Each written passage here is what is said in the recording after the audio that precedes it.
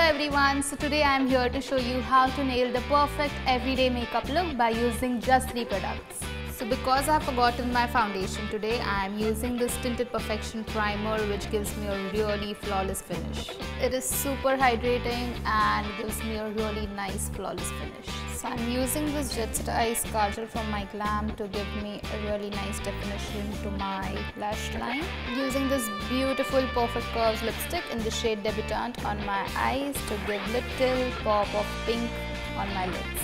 Using the same Perfect Curves lipstick on my cheeks to give a little flush of color. And I'm using the same lipstick on my lips as well.